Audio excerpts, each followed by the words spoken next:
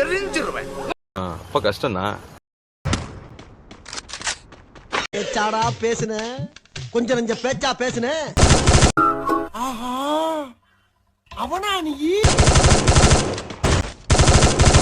மச்சான் இங்க வந்து பாரு. ஆமா ஆய் போற மாதிரி ஒருத்தன் உட்காந்துட்டு இருக்கிறான். வரட்டும் வாடிங்க.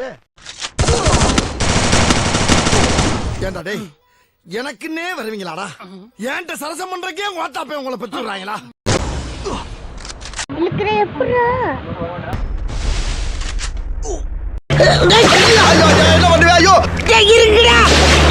சோத்திரே அடி